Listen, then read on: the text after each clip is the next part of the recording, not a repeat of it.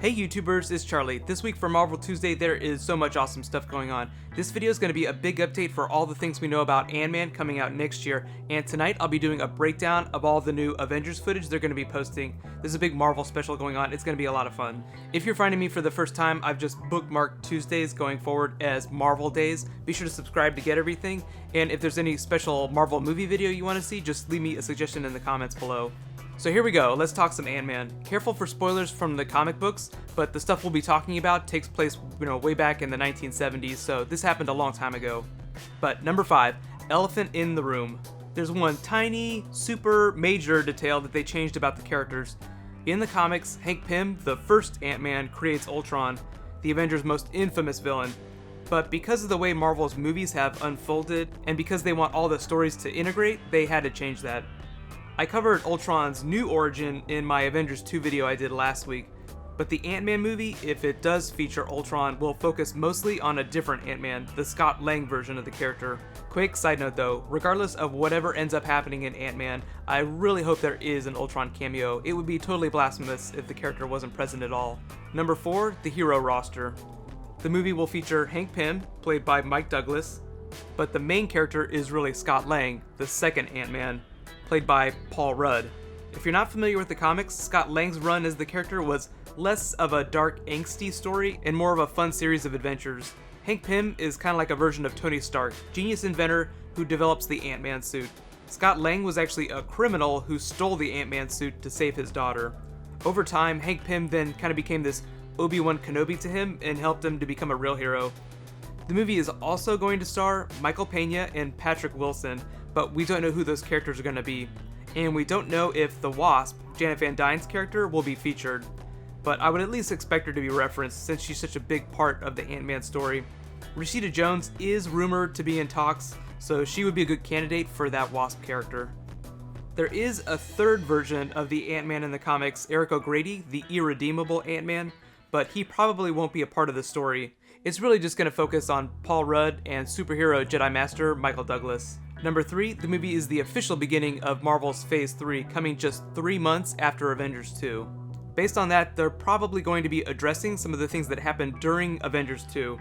The Avengers will probably defeat, but not kill Ultron, and the Infinity Gems storyline will develop more. Plus, there's the continuing presence of Coulson and S.H.I.E.L.D., because that'll be happening during Season 2 of Agents of S.H.I.E.L.D. I'd say Nick Fury might be a part of that too, but all the teasers for Captain America make it seem like he dies. I think it would be foolish to assume that he will. If they brought Coulson back from the dead, they can totally bring back Fury too. That being said, Phase 3 will be the era of quote-unquote miracles, meaning that mutant abilities and more fantastical stories will be happening, like magic. It'll also feature a changing Avengers roster. Marvel has already kind of responded to this by saying that different villains like Ultron and Thanos require a different roster of heroes. Number 2, the movie is directed by Edgar Wright of Cornetto Trilogy fame. If you haven't seen any of his other movies, get on it, they are amazing. He's mostly famous for Shaun of the Dead, Hot Fuzz, and now World's End, but he's also done a ton of other awesome stuff. And on top of that, he has a blog that he posts awesome stuff to on a regular basis. One of the things I really love about Marvel directors like Edgar Wright and James Gunn of Guardians fame is that they're highly engaged with the fandom. It's like whenever I do Q&A videos and include your guys' comments or do videos based on your suggestions. It just makes things so much more fun whenever you know the creative person behind something is listening to you and really cares about what you think. And number 1, changing Avengers roster. Well, in the comics, under the tutelage of Obi-Wan and Hank Pym, Scott Lang becomes part of the Avengers. You can see where this is going. It's going to be like the first Iron Man movie, whenever Nick Fury and Coulson approach Tony Stark.